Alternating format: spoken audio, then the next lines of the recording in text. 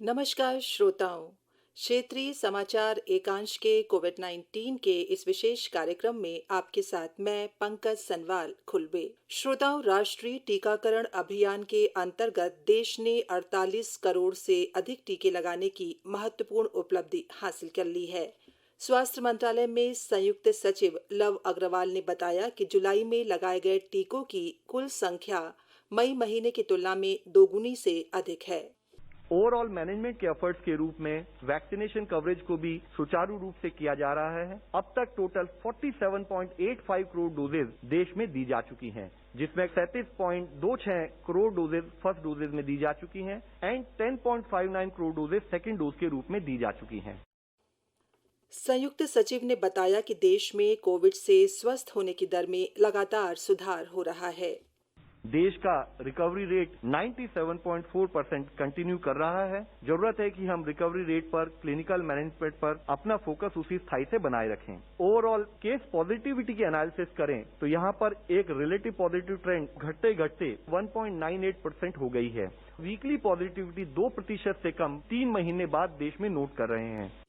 श्रोताओं, वहीं प्रदेश में चंपावत जिले में 100% टीकाकरण को लेकर आगामी 7 अगस्त तक कोविड-19 स्पेशल वैक्सीनेशन कार्यक्रम आयोजित किया जा रहा है।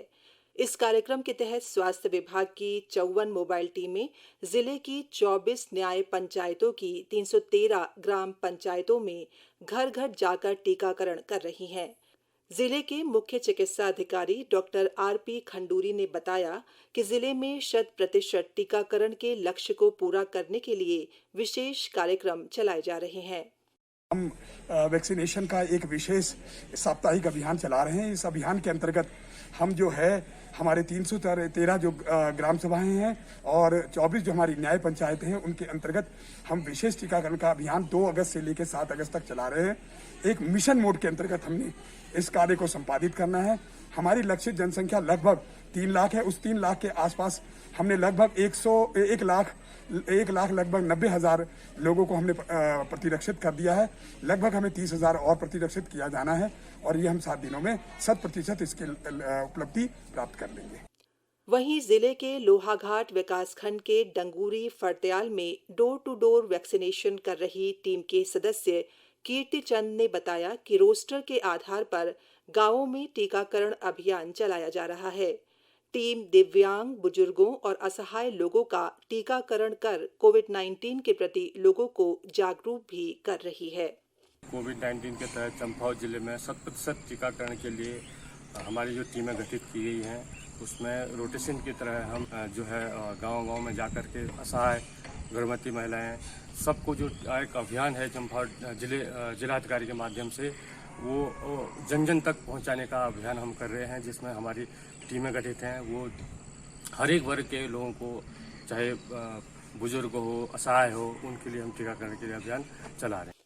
और आइए श्रोताओं, अब सुनते हैं कोरोना वायरस संक्रमण पर वरिष्ठ स्वास्थ्य विशेषज्ञ lieutenant general doctor Ved Chaturvedi से आकाशवाणी संवाददाता सिद्धार्थ सिंह की बातचीत। डॉक्टर वेद, आपसे जानना चाहेंगे कि इस समय जबकि कोरोना संक्रमण के मामलों में काफी कमी आ रही है, लेकिन खतरा अभी भी बरकरार है, दुश्मन अदृश्य है, किस तरीके से आप इसे देखते हैं? देखिए, आपने ओपनिंग में भी बताया कि बहुत पहले खुश की बात ये कि केसेस निसंदेह कम हुए हैं और उसका मेन रीजन जो है, जो कारण है जी, उसका मेन कारण है हमारा बिहेवियर। क्योंकि हमने जो फर्स्ट जो वेव आई, सेकेंड वेव आई, उन सब से सीखा है और हम जब भी लॉकडाउन करते हैं, केसेस कम होते हैं, हम सभी के पास ये एक डिबेट चलती रहती है मीडिया में भी कि कितना खोला जाए और यदि खोला जाए तो यदि जनता जागरूक है, यदि मास्क लगाती है, यदि डिस्टेंस मेंटेन करती है और जो कोविड एप्रोप्रिएट बिहेवियर जिसे कहा गया है वो पालन करती है, तो हम इससे जंग जीत सकते हैं। ये हमने देखा है कि कहाँ 2 लाख केसेस पर डे हो रहे थे, आज मेरे खुद के अस्पताल में बहुत कम केसेस हैं जिसे कह रहे हैं नेग्लिजिबल, और जहां तक पूछा जाए तो 2 लाख से आज सिर्फ मेरी ख्याल से 44,000 केसेस हुए हैं। तो हमने बहुत बड़ी विजय प्राप्त की है। बट जिसे कहते हैं कि हम चंद्रमा तक पहुंचे, बट ब्रह्मांड अभी बाकी है, बहुत लड़ाई बाकी है। और ये लड़ाई लड़ने के लिए हमें वैक्सीनेशन पे ज्यादा जोर देना पड़ेगा। और जब तक वैक्सीनेशन नहीं हो जाता, वो हमारा कोविड अप्रोप्रिएट बिहेवियर आर्मी के डिसिप्लिन की तरह, आपने देखा होगा आर्मी में कि जैसे ही कोई एक सीनियर ऑफिसर आता है तो एकदम से एक जवान उसको सैल्यूट करता है। तो किसी ने पूछा कि बार बार सैल्यूट क्यों करता है? इसीलिए ताकि उसकी हैबिट बनी रहे। बस इसी को करना है। मास्क लगाइए, डिस्टेंस मेंटेन कीजिए, सैनिटाइजर का उपयोग कीजिए, साबुन का उपयोग कीजिए, और इसमें मैं एक और ऐड करता हूं, टॉकिंग बिहेवियर। मुंह से मुंह लगा के बात मत कीजिए। जी डॉक्टर वेद, आपने जिस तरीके से इसको बताया, मुझे लगता है कि बहुत ही इंटरेस्टिंग तरीके से, और लोगों को जो बात समझ में आ पा रही है कि न्यू नॉर्मल जिसे हम कहते हैं, और जो टॉकिंग एटिकेट्स की अगर हम बात करें या एक हैबिट फॉर्मेशन की बात करें, क्योंकि कहते हैं कि ऑलमोस्ट अगर हम देखें तो 1 साल से ज्यादा का समय हो चुका है, और धीरे धीरे एक दौर वो भी था कि जब हम कार्यक्रम करते थे और बात होती थी मास्क को लेके, लोगों के अंदर बहुत ज्यादा लोग एकदम नाराज हो जाते थे कि इसको लगाने के बाद सांस घुट के रह जाती है और सांस फूलने लगती है, बहुत सारे बहाने बनाते थे। लेकिन आज की डेट में अगर हम 10-10 घंटे 8-8 घंटे हम लोग जब जॉब पे होते हैं तो मास्क लगाते हैं। आप जैसे डॉक्टर्स जो हैं वो पीपी किट और अस्पताल के अंदर जो है एक कड़े मानकों का पालन करते हैं ताकि आप संक्रमण से बचे रहें, क्योंकि वो बड़ा वर्नेबल जो प्लेस होता है।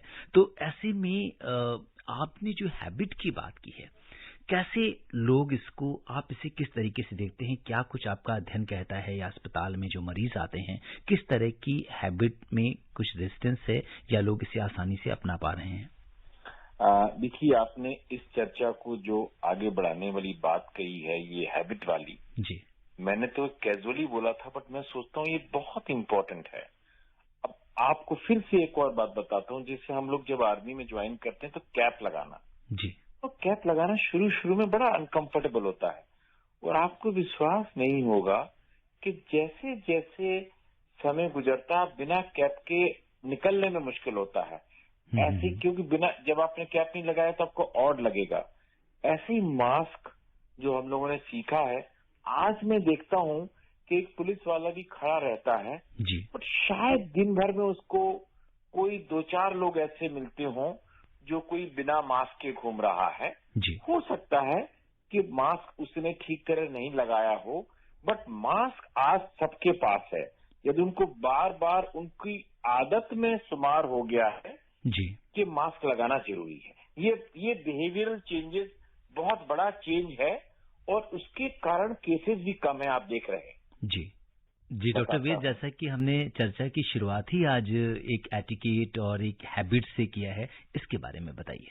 जी हाँ, ये देखिए, एक तो हमने ये 2 साल में ये सीखा कि जो सरफेस से ट्रांसमिशन है, जैसे हम लोग पहले बहुत डरते थे कि यदि आपके दरवाजे के हैंडल को साफ किया जाए, या हम कहते थे भाई कोई चीज टच करने से हमको हो जाएगा, उस पर वायरस होता जरूर है, चाहे वो कागज हो, चाहे वो न्यूज़पेपर हो, चाहे वो हैंडल हो, बट उसमें वायरस की, जिसे कहते हैं ना, वायरस लोड बहुत कम होता है। सबसे ज्यादा वायरल लोड होता है जब आप या तो खांसते हैं या फिर आप बातचीत करते हैं। तो वो प्रिकॉशन जरूर रखे जाएं, क्योंकि जब भी आपकी उंगली में कुछ वायरस है तो आपके मुंह में नहीं जाना चाहिए। जी बिल्कुल। डॉक्टर वेद, आप कोविड-19 के इस विशेष कार्यक्रम से जुड़े, हमसे चर्चा की, आपका बहुत बहुत धन्यवाद और आभार। इसी के साथ श्रोताओं, हमारा आज का ये कार्यक्रम यहीं पर समाप्त होता है। नमस्कार।